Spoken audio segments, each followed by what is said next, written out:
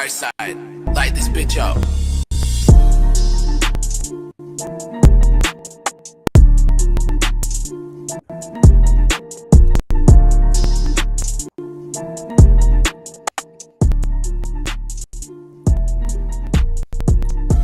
What is up, everybody? My name is James D. Fiore, and this is Blackballed. Okay, I have one podcast under my belt after a month, and I thought, as I was saying to my guest today before we went on air here, I have been prepping for Chomsky every free moment that I have because, and this is true, I know this is true, Noam Chomsky has written more books than I have read. It's like 230 books or something like that. It's ridiculous. So I wanted to make sure that this week I had people that I'm familiar with, that I didn't really have to prep all that much for because they're friends of the show. Last night we had the dark arts world champion, David Wallace, on the show. And today we have friend of the show. I love this guest. He makes me feel both envious at his fame and thankful that I'm not semi-famous. And his name is Mr. Spencer Rice, a.k.a. Spenny. Spenny, what's up, buddy? Well, I want to talk to you about Chomsky a little bit. I'm glad you're prepping for him. I would imagine he's a difficult guy to prep for with his. Fuck, man. Yeah, he is. What I'm doing is because it's on Earth Day and it's all about the environment. So I am just finding Chomsky clips about the environment. I'm not really much of a book reader these days, so I'm looking at excerpts of his book that he wrote with another gentleman about the environment. And I'm trying to like tie in the military industrial complex and the type of pollutants that they do, which is usually larger than a lot of developed countries. And there's a whole bunch of stuff that I'm trying to, I got it basically with Chomsky. This is my third time interviewing him. You have to just ask him questions and then let him answer and then just ask the next question. You're not going back and forth with Noam, you know? Yeah, he's very afraid of what's happening with the environment, but I'm sure he'll talk about that ad nauseum. And I think we all should be, but he's got a lot of gravitas, right? So you have to really be, I don't know, like it must be really frustrating being an environmentalist and having that as sort of like the issue that you care about the most, because we've seen like over the last 20 years, this like decidedly like aggressive movement that says that climate change is a hoax. And it really has impacted. It's probably changed the minds of like 10% at least of the people out there, which is huge in economic sense when you're trying to figure out ways to fund programs that help the environment. So, and I don't know where I am on the environment, except it's like the pandemic. I am not a health expert, so I defer to health experts. And when it comes to the environment, I don't fucking know. You know what I mean? Like, I mean, we can assume that from the time Al Gore did An Inconvenient Truth, and the amount of heavy duty people in that field and scientists and whatnot, the numbers are staggering, and the news isn't good. But I'm like you. I'm not anywhere close to being even a amateur expert on the environment. But just sometimes it's common sense, right? Sometimes I thought that it's weird. I realized like I've known for the last 20 years that polarization was like the big issue that really is making things stall and making us not get along and all that stuff. Yeah. But with the environment, I remember after that came out, Inconvenient Truth, and there were all these talking points. And sometimes talking points are actually legit points. And one of those talking points that I thought was legit, and I still do, but if I ever said it around certain progressives, they'd be like, oh my God, that guy's a climate change denier. He's using that bullet point. And that bullet point is, I don't think Al Gore should fly on a private plane if he's really caring about the environment. I just don't. I don't know why he can't fly economy like Barry Sherman did. Like people that have money. He did. Look, I mean, that's somewhat hypocritical. I don't know if it actually is an important hypocrisy in the big picture. That I don't know. But the basic reason why I kind of believe all this stuff, not being an expert, is because of the kinds of people that deny it. Yeah. They tend to be people I disagree with on almost everything. So, or they have some kind of economic interest, or they're just, stubborn. And, the libs are, Satan and all that stuff. So, anyways, yeah, I've heard him talk in some lectures that I listened to on YouTube about the environment, which is not even close to what interests me about him, which is why I wanted to talk about him. But Yeah. What interests you about him? well, it started a long time ago. Uh, what really interests me is that his theory of linguistics, which is he's a linguistics professor, really. Right. So all the political stuff and the environment stuff is just like a hobby for him, I guess, or a activism thing. Uh, when I basically what he was, and I took linguistics, a course when I was in university, and it made no sense to me then, and I didn't know who Noam Chomsky was at that point. It was like we were spelling out words phonetically, the way a New Yorker would say water. Would be spelled out differently the way a Canadian would say water, and different again for United States. And it Right. just to me seemed like this complete fucking masturbatory. Why am I learning this? I think I needed some credit, so I took the course.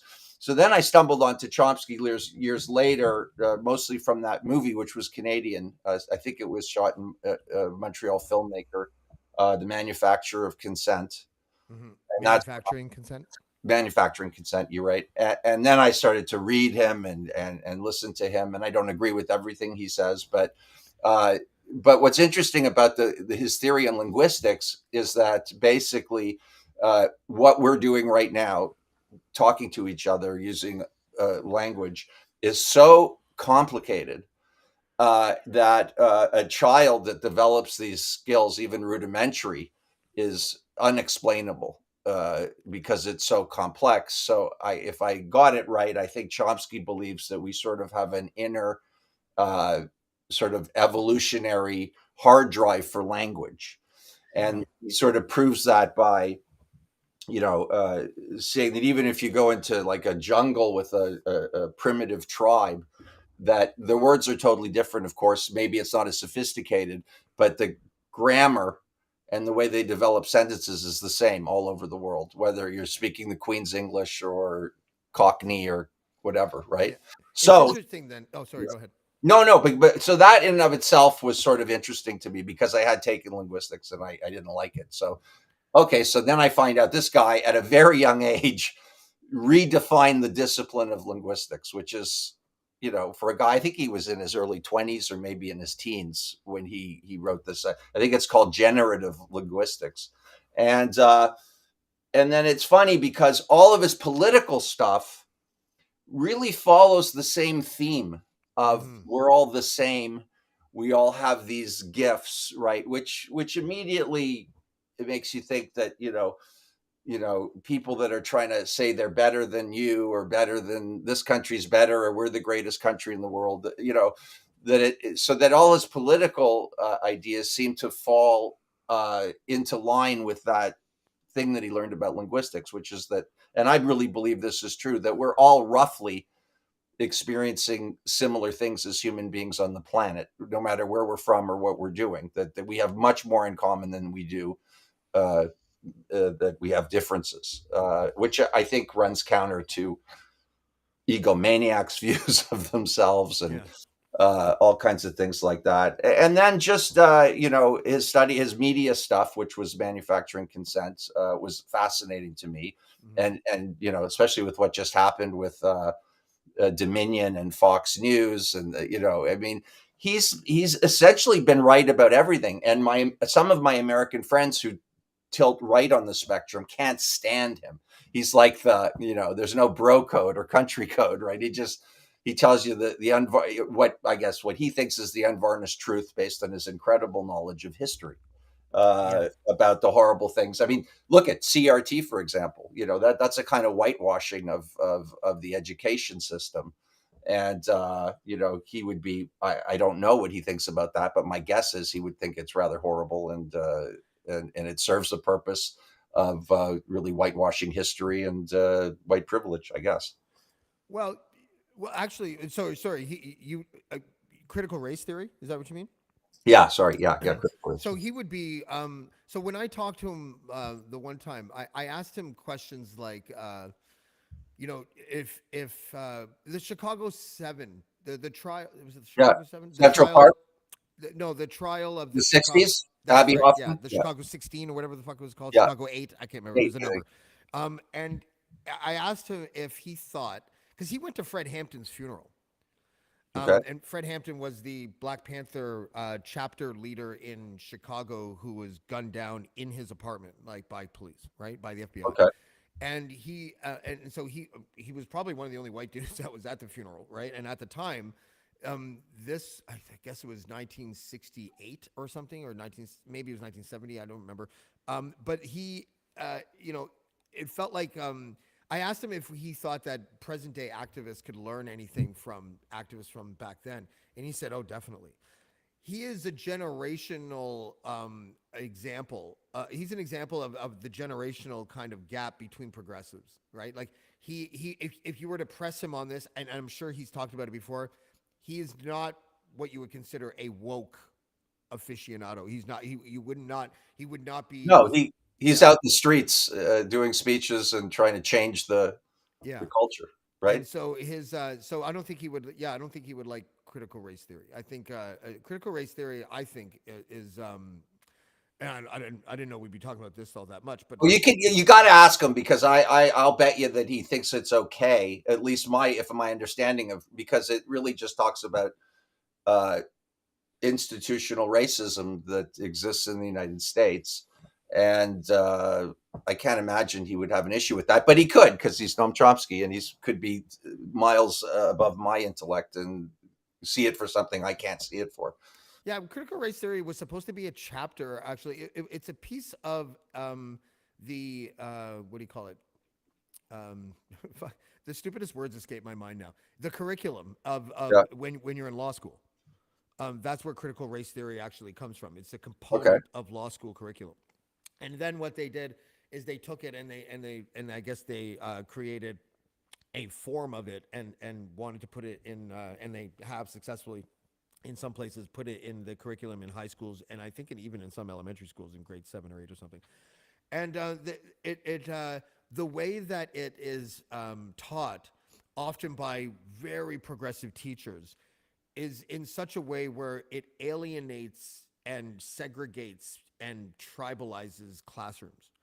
And I think that is like the criticism behind it. Like, And I frankly would think that was wrong if that's the way they teach it. I yeah, mean, I don't uh, understand why they can't just teach history and just right. and say, the Europeans enslaved Africans.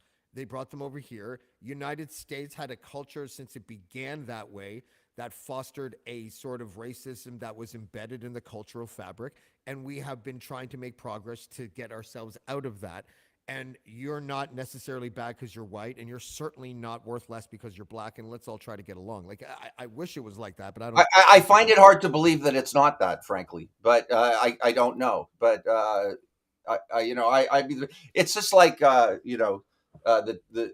transgender and all that stuff. I'm very live and let live kind of guy, but when it comes to something like in the later ages of sports, Hmm. having a biological male who's transgendered to a female, I don't think that's fair to the biological females. Now, a lot of people will hate me for saying that, but I again, feel the same way. Yeah. yeah, okay. So, but overall, if you talk to me, I'm probably unbelievably pro gay and people doing what they want. I mean, with that issue, to me, it's about doctors, right? To me, it's like a medical thing, not a political thing. Yeah, there Uh, was someone made a point the other day. I can't remember what I was watching, but it might have been Pierce Morgan. oh Anyways, God, he had a couple guests on that where he had Peter Tatchell on. Peter Tatchell is one of the most famous gay activists out of the UK. I had him on Blackballed twice now, and he's a really great guy. And they had a female athlete. She was like a Olympian shot putter, right? And her sport in the university level is being sort of not threatened, but whatever. The trans women are sort of taking over, breaking records and all that in the shot put, which is kind of one of those sports that you would think that's definitely probably one that should be exempt from, mixing biological males with biological females. But then Peter Tatchell made a good point. He said, why don't we? He's like, I wonder if there's ever going to be a time where we just separate people by weight class instead of gender, and would that work? And it's like, maybe. I don't think so, but maybe. I don't. I mean, it's an interesting idea. The reality is, I don't give a fuck, to be honest. Like, I'm just not into sports. However, I'm an empath, so I feel badly for biologically women. And I'm basing this on what I believe is the truth, but maybe it isn't. That males are bigger and stronger, generally speaking. Upper body, yes. Lower body, women got us on like thighs and stuff. But the truth is, I don't care. I'm not gonna march Thighs for and this stuff. I'll be marching for other things if I ever march. But that's just where I stand on it. I just don't think sports is that important, and I like sports. Which reminds me, what is the Maple Leafs done to Dean? I mean, this guy is. Well, hold on a sec. I just on that. Okay, so Dean posted a video that I thought was interesting for all the reasons that you might not think. But I'm gonna put the this is what he tweeted earlier today. Their last chance. I'm done. They're done. I'll never watch the Leafs again. They're dead for me. Oh God, no! Fuck! I can't take this shit. Why do I fucking punish myself every fucking year? Every fucking year. If they lose this year, I'm done. I'm not gonna watch hockey again. I had enough. I'm going to bed. I had enough of this shit. Okay, the side angle notwithstanding. Okay, I don't know. Look at that. I mean, oh, like, brother, like it is Dean with 50 extra pounds and a goatee, but otherwise, drinking. It's find a shot of him when he used to drink because he had a little more weight on him. Yeah. But you don't like sports, and well, you said no. I love sports. I just don't think they're important. And as a matter of fact, one of my favorite Chomsky things, and I think I've said this. I don't know if it was on this show, but maybe Dean's show or one of the other podcasts I've done, where Chomsky talks about the relative intelligence of just what he calls Joe Sixpack. He goes, you ask them about civics and they have no fucking clue, but talk to them about football or baseball. And they're geniuses. They're like Einstein, right? Yeah. They know, so it's just a misplaced energy, in my opinion, but we need sports. I love sports. I think he also once said, it might not have been him, but I don't love sports. I'm sorry. I got to take that back. I'm a fair weather fan. I like important playoff games and this and that. Golf is the one sport that I just enjoy no matter what. I used to use golf as my napping sport. I used to just put it great on. Napping. It's very lulling, Yeah. I was one of those guys. When it comes to soccer, I only watch the World Cup. I'm one of those guys, And when it comes to golf, I never watched it until Tiger Woods came along. Right. And I was just like, I just love seeing a black dude kick white men's butts at a white. You have to go political. See, I just love the genius of his golfing. It's like anything else. He turns out that he was not the greatest guy. Hopefully he's a better guy now in terms of, I put the Kanye rule in effect. It doesn't matter to me what they're like in real life. If he can hit the ball really well, I don't care. Right. My God, I mean, every writer, every rock star, they're all degenerates in some way, shape, or form, and that's fine. Now, the worst thing you can do is get to know your hero and then realize that they're a piece of shit. Yeah, but I can, like you, I can separate the work from the personal problems. I have a friend. He's a black guy, and his name's Nigel. He's one of my best friends, and we actually had a talk once because among his other friends, black, white, whatever, they had a real robust debate about whether or not, because before the Bill Cosby stuff came out, he watched the Cosby Show with his kids, and he has like all the seasons, I don't know, DVD or whatever the fuck it is. And then there was a big debate around his circle of friends about whether or not he should be watching the Cosby Show. That's an interesting one because it's like Not at all. If no? if we're true to what we both said we believe, what's the? I mean, I get it because Woody Allen's like went probably on the top tier of my heroes, right? And I personally think that he didn't do anything, and it's all I personally I think the same thing. If you actually read about that case, right. it's Right. very suspect. Yeah. Did you read the? I think it's like a 3-page letter from one of the kids that Mia had with Noah? him. Is it Which Noah? one? I think it's Noah. Yeah, he's a lawyer now. Yeah. That was pretty much everything I needed to hear because I kind of thought that to begin with. And my father, and I don't want to, badmouth Mia Farrow. I've never met the woman, but my father dated her sister, and this was before any of this happened. Yeah. And when I say dated, he went on a date with her, and he told me she was crackers like crazy. So in my head, I always thought the Farrows were a little nuts, but I don't know. I don't We want might to. be. I think we might. We might be canceled. But I don't believe in They can't cancel you if you don't believe in canceling. That's the thing. It's like Well, that's when we're doing our live tours. I go, we're uncancelable. I go, you know how you know? Because I'm in fucking Sudbury.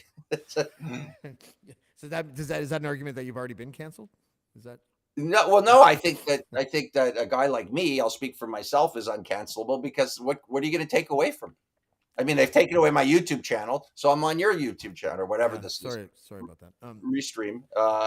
They've kicked us off of television, but I can tweet and I can play live music. So I don't know. I feel like I'm uncancelable. I don't think I'm uncancelable because I represent Crier Media. So I do have to sort of Right. toe a line that's a little bit, like probably a little less wide than what I would want. But I don't think the powers that be want me really trashing religion all that much, or at least not in a way that broad brushes every believer as some sort of nutcase or something like that, which I don't believe. Right? I think I do think that there's a cultish aspect to it. I mean, I don't want to get you in trouble, but by participating in this conversation, but I had a lot more tolerance for religion, sort of pre-MAGA.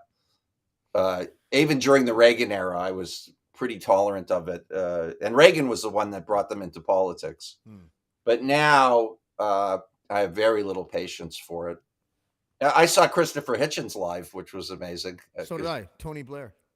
Yeah, I saw him just at a synagogue, and not that I go to synagogues. And by the way, it's all religions I'm not really into. He found out when he was like in his 40s, I think, that he was half Jewish. Who? Hitchens? Yeah, his mother was Jewish. I know, and he's bisexual, that was the one that surprised me, bisexual. I don't know why.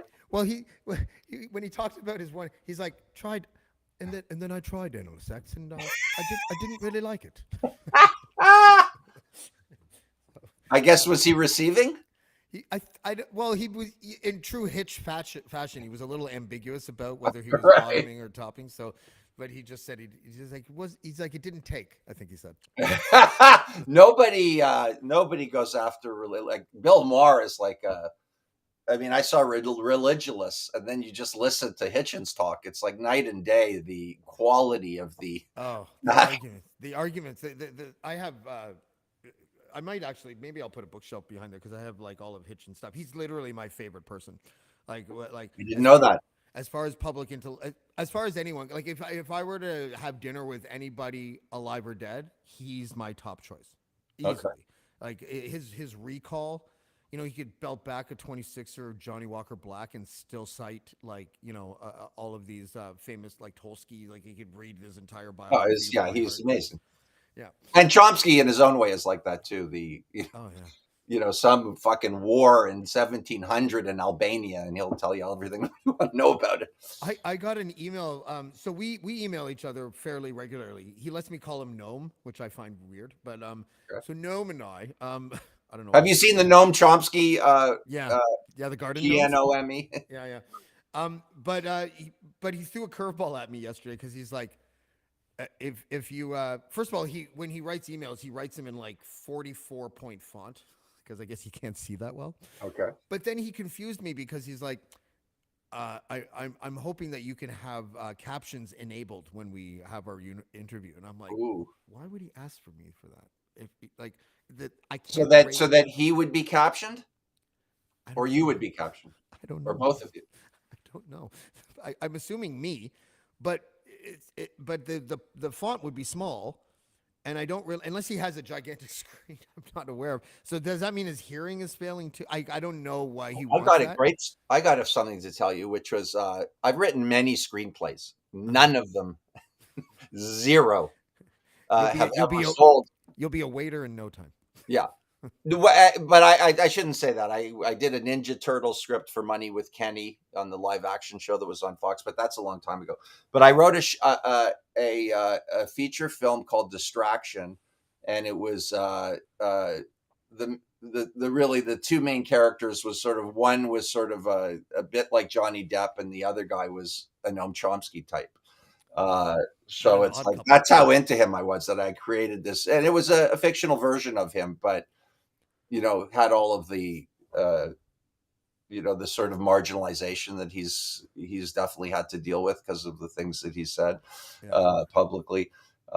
Anyways, I won't go into the story, but I thought it was terrific. I still think it's good, but it's just I might as well hit my head against a fucking toilet for an hour.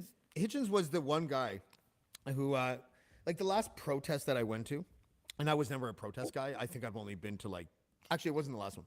The last protest I went to was the G20 in 2010. I took a bunch of pictures. It was funny. Do you remember that? The entire city was like walled off. I totally remember that. So I was wandering around where I shouldn't have been, and I approached a bunch of cops near the convention center, and I'm like, they're like, "Where are you going?" And I'm like, "I don't know. I'm just taking pictures. I'm going wherever my feet take me." And they're like, "Well, you can't go over there because that's our base of operations. So you're gonna have to turn around and go over there." And I'm like, "Okay." But I walked over to Union Station, and there was some random door that was unlocked. And then I walked around, and then I found myself on the roof of the convention center where I took pictures of the cops.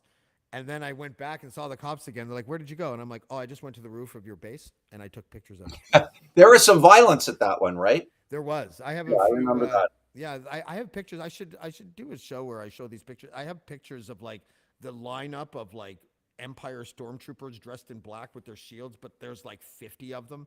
Right. And it's right beside, that spa/cosmetics place on Queen near John called Mac. Yeah. The side of that wall was brick, and their tagline at the time was a horizontal thing that said "Total Urban Renewal," and that was the backdrop for the 50 cops dressed in their riot gear. So I thought it was pretty interesting. What was I going to say? Hitchens was the only guy that actually made me take a look at my stance on the Iraq War. You remember that? Do I remember the war? No, but what he said.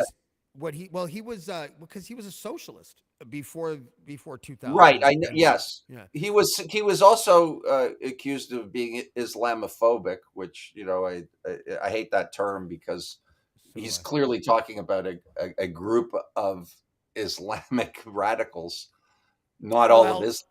Well, because he hates religion. Yeah, actually. Yeah. Okay. Anyways, he was pretty he said he was asked in an interview once in some convention thing. I think it was in London, and the host was like, I think it was Intelligence Squared.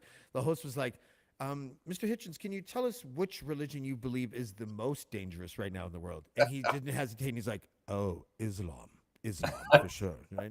It was, and the funny thing is that people really have an issue with legit criticism. If it was the 1940s, let's just say, and he was asked the same question, I think he made this point, he'd be like, "Oh, Catholicism, definitely," because it would be, because they were aligned with the Nazis, right? Right. So right. My dad always reminded me of that, but yeah. Yeah. But anyways, his arguments for the Iraq War were like, the United Nations has a doctrine or whatever that says that if you violate these 3 or 4 principles, then you leave yourself open for a legal invasion. And Saddam had broken all of them except for one. And he thinks that they did that. This is a point of disagreement between me and him. Not me and him, but where he said that Saddam was aligned with other terrorist groups, and most experts were like, Saddam would never allow terrorist groups to flourish in Iraq because he was a dictator. He would never allow that to happen. So, but he was. I think like Vietnam, it's safe to say that entire war, which, by the way, in my own ignorance, I supported where I was politically and being Jewish and all that, was wrong. I mean, there's no other way to say it. What do you mean? What does being Jewish have to do with it? Arabs, there's a lot of built-in. And by the way, I want to I'm sorry, say you said Vietnam though. no, but then I was talking about Iraq. Oh, okay. Both of them, both those wars were disasters. I think morally, Yeah. for the United States, and whatever. But one thing, a great thing that I learned from Noam Chomsky was I heard him talking about Israel, and that how Chomsky was when Israel was created, he was there. I mean, he was there, and there were two factions. One was fighting for a binational state where they shared it with the neighbors, Palestine. The other was a religious state, and they landed on becoming a religious state, and that's definitely affected my views of not all Israelis, but a part of Israel that I don't approve of, or I don't agree with, because fundamentally it's based around religion, which I don't think is particularly real, in terms of factual reality. Is the Jewish people, are they the only people in the world where their ethnicity and their religion are fused together as one thing? You know what I mean? I don't know. I mean, I thought immediately of Arabs and Muslims. I thought immediately, but I don't know. Good question. I don't know, but the reality is, of course, like everything else, a lot of people in Israel that were born there don't agree with with a lot of the things the government are doing, evidenced recently by the protests, which I think are still going on over Netanyahu's move. What is that? The new expanded settlements? No, this is about he's trying to neuter the Supreme Court so that he will have more power. Is he still prime minister? Yeah, he's prime minister. Prime minister? Really? He's in I thought he was like arrested for fraud or was on trial or something. Yeah, I know that they're saying that's. I don't know the truth here, but they're saying that's one of the reasons why he's fucking with the Supreme Court, is because he's under, and he's also partnered with some severely right wing fucking. I can't think of the guy's name. And I got to be honest. I mean, as a Jew, I look at the Orthodox Jews and I go, what the fuck, dude, that, I got to be honest. Like, it's not something that I can relate to in any way, shape or form. I think it's brainwashing, as most extreme religions are, when it comes to children, especially. Yeah. Anyways, whatever. I don't understand I don't understand the Wailing Wall. Like, I don't understand what they're doing there. Well, they're praying. They're praying. But what they look like that, and I'm not trying to make fun of these people, but I'm just saying, like, they look like that. You know that duck that Homer put on the keyboard that pressed the any key? That thing that was like it dips over. That's right. I don't understand. I've never understood the science of that. I don't know, man. Again, I'm talking about Jews, but I could be talking about the Mennonite, or I could be talking about anybody. I'm obviously what's the word for someone who's not an atheist, but agnostic? No, not even that. I don't even mean those type of words, but I believe in human beings. Like, I remember Dennis Prager, who I used to listen to a lot when I lived in Los Angeles, and he's like a big right wing guy. Jewish, I think went to rabbinical school. I'm not sure. And he argued, and it never made sense to me, that you can't have a moral structure in the world without religion, without a God. Yeah, that's the whole Judeo-Christian underpinnings of society. Yeah, what the fuck does that mean? It means that when the New World was settled, especially they mostly talk about it in terms of North American reference. That when society was developed here, it was developed on with the moral underpinnings of a Judeo-Christian philosophy, just meaning that they were basically Christians, right? That's all. Okay, but the what he also said, which was what offended me, was that you can't have a moral society without it, which is just okay. Yeah. I'll buy that bridge in Brooklyn too. Fuck off, like, you know what I mean? Like, it's absurd to me. It's weird because it's served. Maybe it's. I don't know. I mean, yeah, it maybe served the purpose. You're right. I don't have any issue with that, but you got to evolve, man.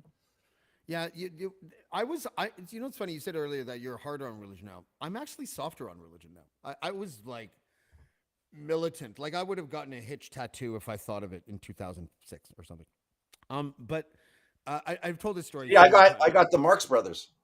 Oh, well, that's almost the same thing, Exactly.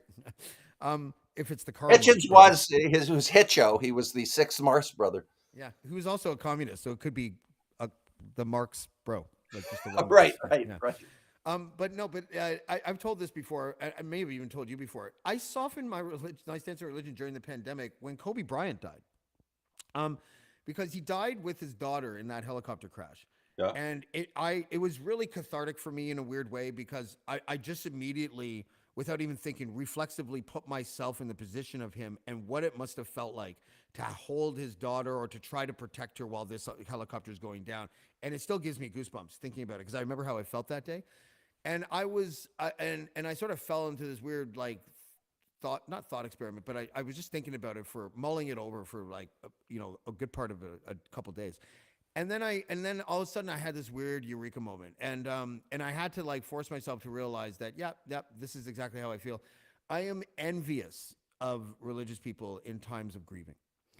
I think that if there was a way that I could find some sort of peaceful moment in the middle of grieving something so horrendous as a loved one dying, I would pay for it, and these people, that believe in religion, they really, really do believe that their loved one is in a better place.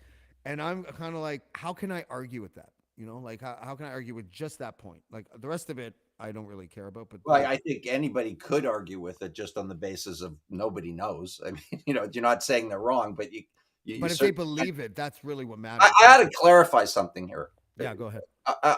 If someone goes to church and is a decent human being and is an accepting human being and actually listens to Christ's teachings, I mean, Jesus was a rabbi. Let's be honest, right? He was a fucking rabbi, and he was Jewish.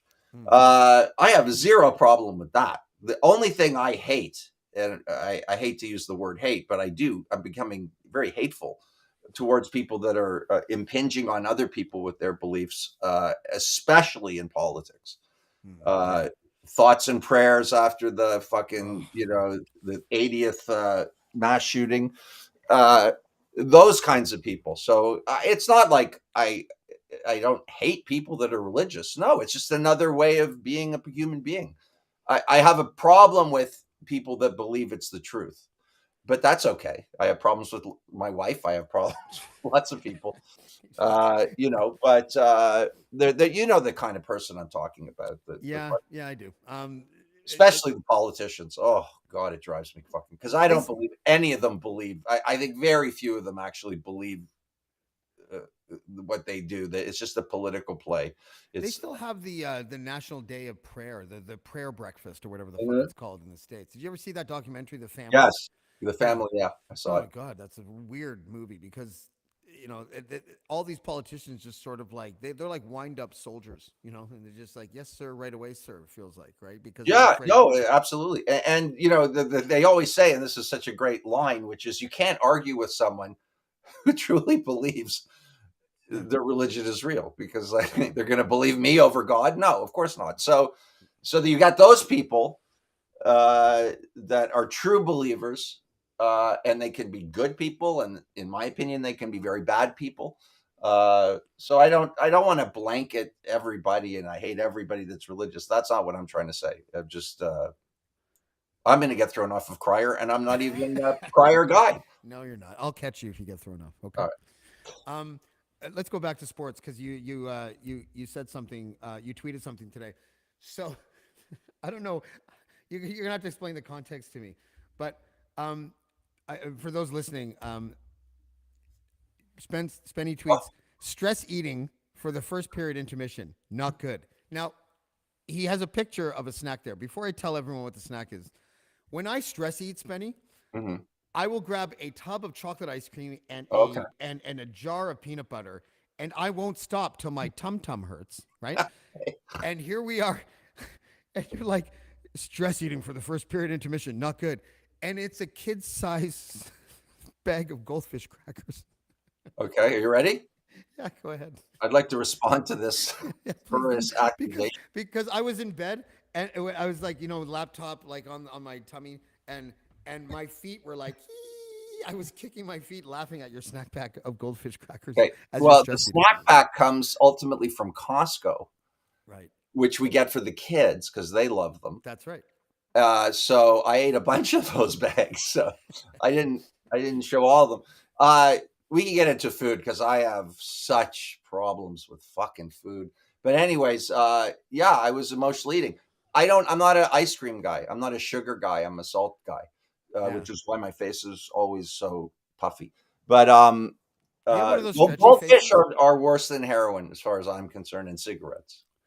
Yeah, you like them, eh? Like I get tired of that artificial cheese flavor after a couple of them. Well, that particular one, was extra zesty or blast or something. If you look it up, and that was too cheesy for me, frankly. But and I was like, the thing with being a Leaf fan, okay, and this is the only way I can cope within the reality. And I grew up near Maple Leaf Gardens. I've been a Leaf fan my whole life. Is that every time they lose, I say to myself, it's going to be that much greater when they win. So I'm living on a dream of a hope that before I leave this earth, I will be vindicated in my belief that it can happen. I'm not going to say it will happen, but it can happen. And that's kind of cool. Didn't the Cubs win the World Series eventually? Yes. And so did the Red Sox, right? Well, someone had the Bambino curse. I remember That's the that. Red Sox. That's the Red The Sox. Red Sox. And Yeah, you remember what happened when they won? It was like a multiple orgasm. It was. It really was. I'm ready for that. And if I have to wait another 5 to 10 years, I'll have to do it. Yeah, right in the face of Southie, right? The multiple orgasms. Because Sure. Boston is a crazy, crazy fucking city.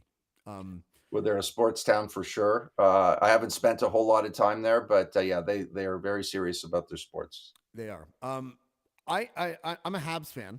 But the pandemic did something to me. I stopped watching sports because I couldn't stand the no fans thing. I realized that sports isn't really about the teams; it's about the fans. If you watch a baseball game with no fans in the stands, it's like watching batting practice. It's boring. Basketball, do you remember they put the fucking cardboard cutout fans? Yes, And during they did COVID. it with hockey too. And so I just stopped watching it and I got to work, right? I used to say in like last year, if someone were to come up to me with a red button, they're like, okay, James, COVID has killed like 7.5 million people worldwide. But your career trajectory has been fucking on fire since it began. But if you press that red button, you can save 7.5 million lives, but your career trajectory goes back to 2019. I don't think I'd push the button. This is a very depressing admission on your part. Yeah. Which might be a nice segue into what the fuck happened to you for the last week and a half, or I don't really know. I don't know if you don't want to talk about it. I'll just tell you what happened. You tweeted something that was, I would say, somewhat mysterious, and it was like a big tease that something was going on.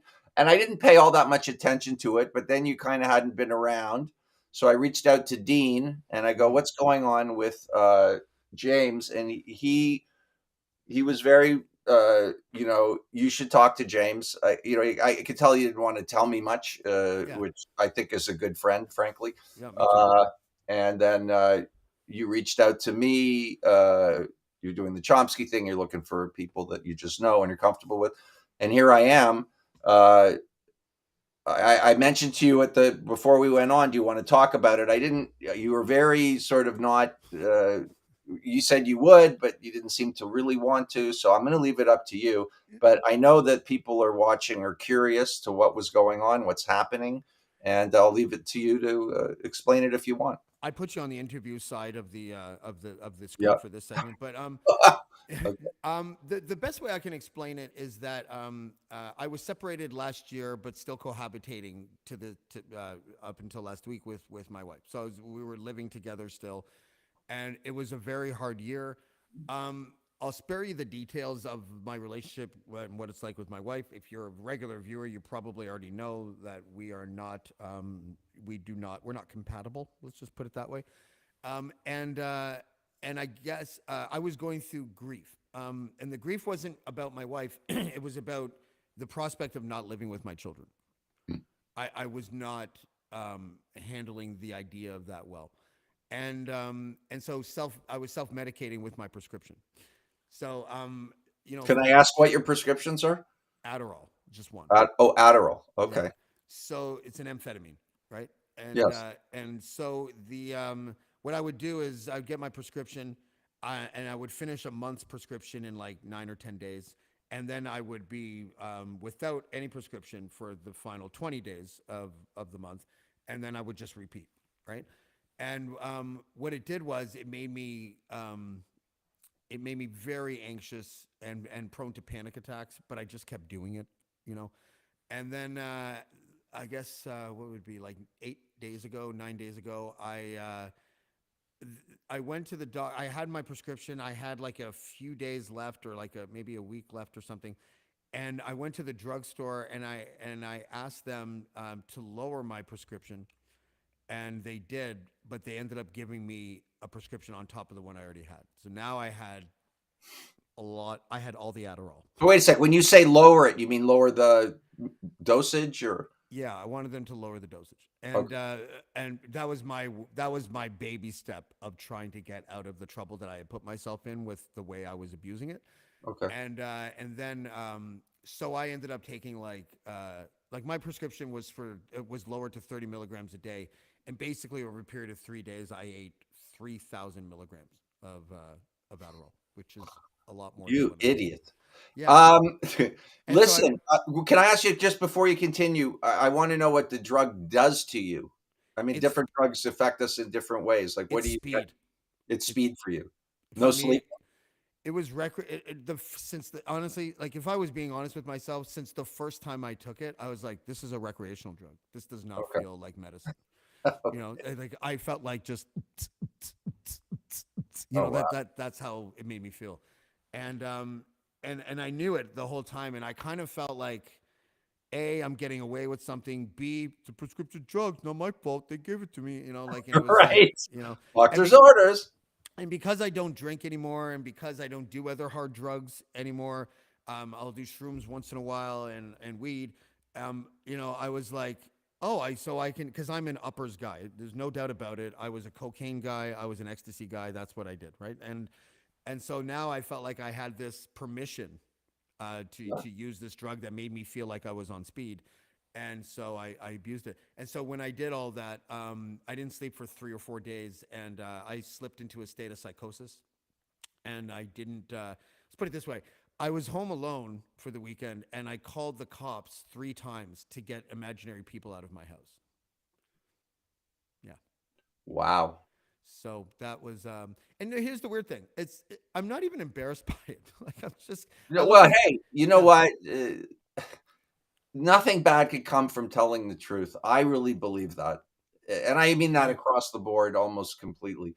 So I respect your honesty here, but go ahead.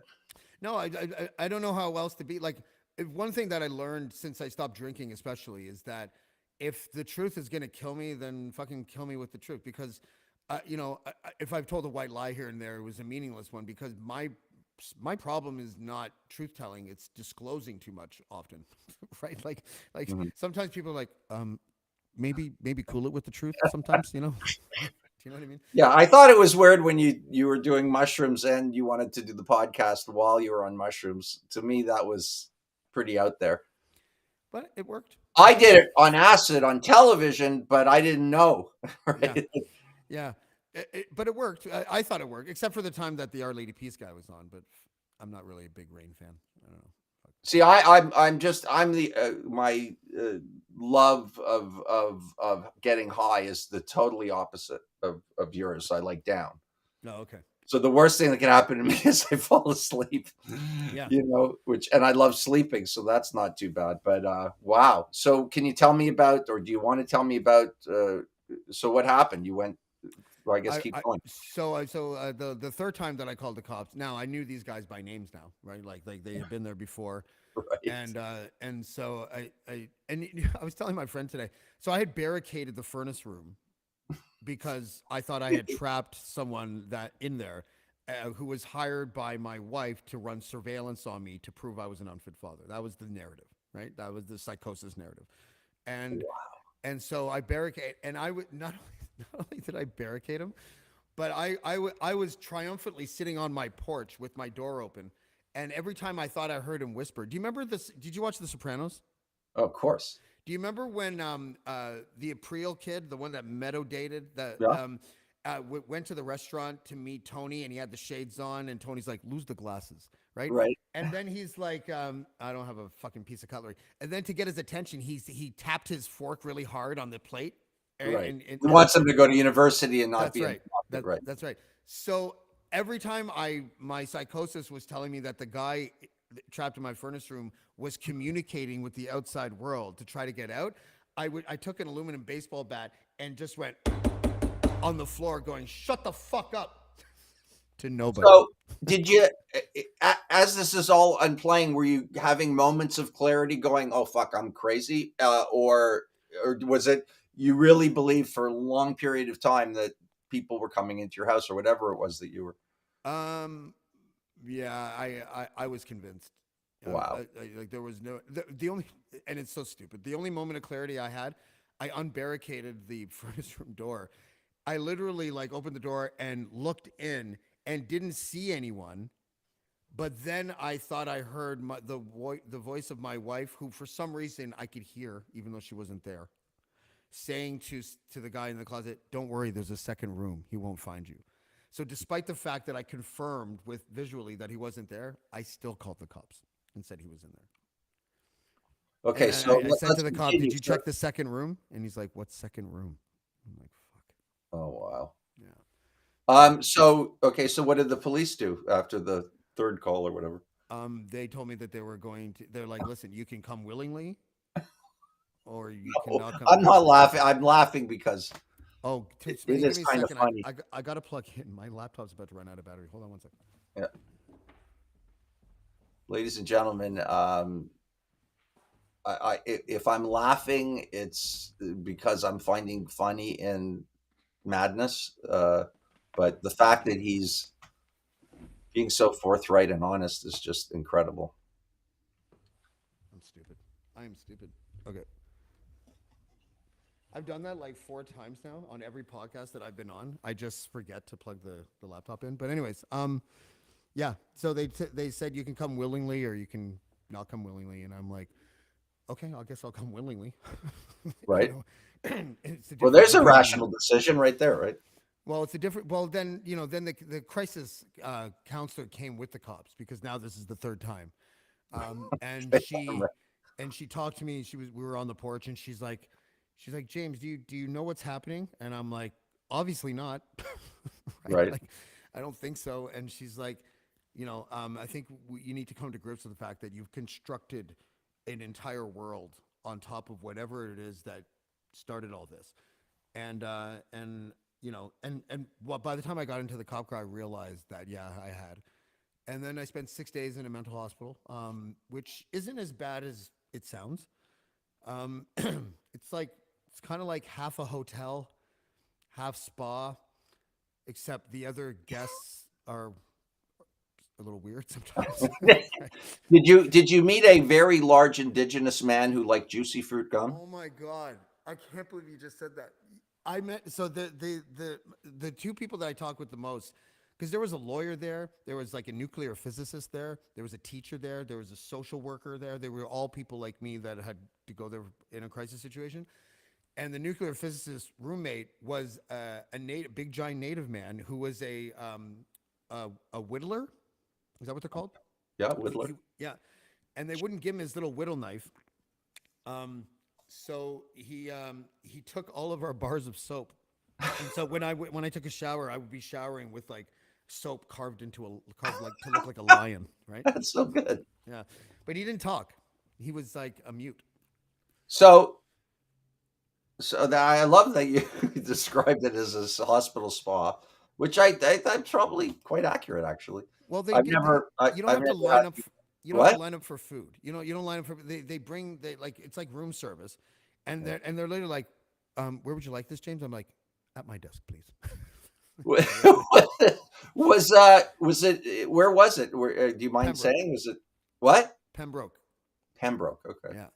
Was it So- the old Clark Institute? Remember that? Yeah, no, the Clark gets the dudes. Wasn't that like DeVry? I don't know, but my dad had a friend who was a druggy alcoholic, and he would go into the Clark, and he used to tell me about a friend of his they called the broccoli because he'd been given what do they call them, shock treatments, and his Oh hair fuck. got frizzy, so they call him the broccoli. Anyways, Yeah, no, there was a couple of people that fit the caricature of what it's like to yeah, be a mental patient, but most of us were professionals, no, for or sure. or at least I say professional. And as I joked on the Eager Beaver podcast, I'm a fucking podcaster. But these guys were like nuclear physicists, lawyers, and teachers and stuff. But like, no, it was eye opening, and obviously I had to come down off of my million pills, and What was that like? there was no physical withdrawal, and I was worried about that. I was like, and then I asked the doctor, I'm like, why do I not feel like I need to fucking eat Adderall right now? Yeah. And he's like, well, they're not. It's not. It's a prescription drug, not like OxyContin. Like Right, they not they, they addicted. developed it for the specific purpose of not having physical addictive properties, but a lot of people become mentally addicted to it. So, Okay. and I felt like I did when I stopped drinking. When I stopped drinking in 2019 at Christmas, I was grossed out with myself. I drank all the wine, and I was like, and I woke up the next morning dry. All my esophagus was dry. Everything was nasty. I had a headache from hell, and I was like, "Oh fuck this! I'm not doing this anymore." And now the thought of vodka or wine, which were my two things, makes me sick to my stomach. And I feel that way about Adderall right now. Like I just, if there was a pill here, I would flush it. I would absolutely flush it. So, okay, so initially you were prescribed the Adderall, right? Correct. So, are you going to live with whatever it is that the Adderall doesn't fix in order to keep your sanity, or are you going to go back on it with a normal No, amount? I'm not going to go back on it. I don't trust Good. myself to be on it. And also, I think because I was taking all of it for the first 9, 10 days and then living without it for 20, those 20 days were, excuse me, those 20 days were amazing. That's when I booked all my big guests. That's when I had all my best shows. That's when I wrote the best. And I had the realization every single time my prescription date was coming up, I was literally counting them down in my head. But I would have moments where I'm like, right now I'm counting down when my work is going to suffer and when my family life is going to suffer. That's what I'm getting. I can't Because wait for of not Sunday taking Adderall? because I was looking forward to taking it again. So Oh, but what's gonna so now you're not taking it, you don't want to take it anymore. What's gonna happen to you that is detrimental to anything? well, I'm Like, why did you hoping take it to begin with? I guess is the question. ADHD. ADHD. But you know what? I've never been sold that ADHD is like a problem, but more of a personality trait or something, Interesting. or a personality type. So I'm not even sure how to even like navigate that at all anymore. But caffeine and exercise, maybe like just trying to figure it out, and ongoing counseling. That's my plan right now. Okay. I don't know if that's gonna. Exercise is fantastic. Yeah, I want to know what it's like to have an endorphin high. Like That's bullshit. My favorite was who was the guy on Howard Stern? He tried to kill himself. Artie. Art. He's got no nose now, right? Yeah. Well, did you ever hear a story when? So he was a heroin addict and he ended up in rehab, and a guy came up to him and he said, you gotta jog. You get that endorphin rush and it's natural. And he said he jogged, 10 minutes, and he called the guy up. But this is nothing like heroin. Yeah, right. Yeah, all he had was shin splints. Yeah. Yeah. So yeah. So I now think you got to run really far and work out really hard to get that. To me, it's not a high. It's just the relaxation, which yeah. is, down to earth. And, like today I went for an hour-long walk with my dog, one of my dogs, and, it just relaxes me, and I always fall into a pattern where I don't exercise and I'm a couch potato and playing music. And it really makes a difference. The hard part is to continually do it without stopping. And Well, I got to quit smoking again too. It's so funny because I didn't have a cigarette the whole time I was in there. I was on the patch, and I was like, "This is great." And then a couple of buddies of mine came by the day I got out, and gave me like a care package of all these prepared meals and shit. Like I felt like I just had a baby. Like that they brought back that kind of care package, and then the other bag. And here you go, buddy. And it was a bag full of fucking packs of cigarettes and Red Bull. And I was like, fuck. So I'm an ex-smoker. It's such a wonderful and horrible thing simultaneously. I know. It's very hard to stop. But I not that you're asking, but what helped me stop was the mints Thrive. Yeah.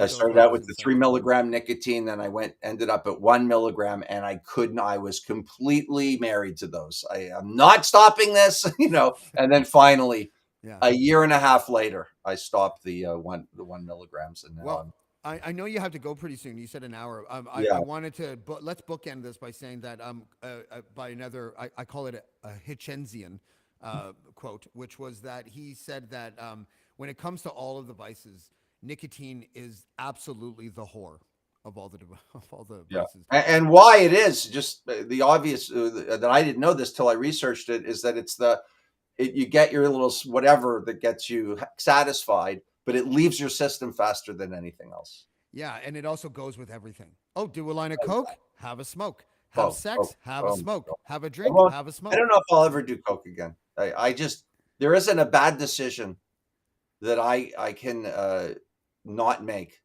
on even masturbation makes you feel guilty when you're on coke. The whole thing is just it's unbelievable how bad that drug is to me. I'm not pushing my views on anyone else, but for me it was a disaster. It's the devil. It really is. It is. All right. Well, look, I don't know. Am I on the guest side or the host side right now? Anyways, well, you're on the guest side. You said you had about an hour, and we're over in an hour. So no, I know. Yeah. So thank you for being you and coming back. And I can't wait to watch the Chomsky thing. That's so unbelievable. Your third time talking to the guy. Third time, yeah. Amazing. And you seem totally great. If we didn't discuss it, I wouldn't have known that you had that whole misadventure or whatever you want to call it, or adventure. Yeah, well, it was a little bit of both, Yeah, right. Like everything. No, I appreciate that, and thank you for asking Dean how I was. That kind of stuff is what life is about, and I appreciate you coming today, Spenny. Thank you very much. All right, buddy. Have a good one. All right, and Spenny, as usual, checks back in as soon as he checks back out. That was awesome. I really enjoyed. I always enjoy talking to Spenny because he's probably one of the realest guests that you can have on a show like mine. I didn't expect us to be talking about religion for half the time, but I'm glad that we did, even though I said at the outset that maybe Cryer doesn't want me talking about religion. But I think we did it in a way that was professional and interesting. Hopefully you guys found it interesting as well. Don't forget, if you are... tomorrow I have Casual Friday. I think... do I have a Casual Friday thing? Oh, no. This is... I just want to thank DaCosta for the for the image. That must be a Spenny photo from like 1999 or something. That looks very old. It looks like he can't even grow a mustache in that picture. And I have a cat on my head. I'm not sure. Is that might be an Eager Beaver reference? Because I think Paul Atkinson said that when I said this was my 18th chance, he's like, "You're like two cats in a trench coat."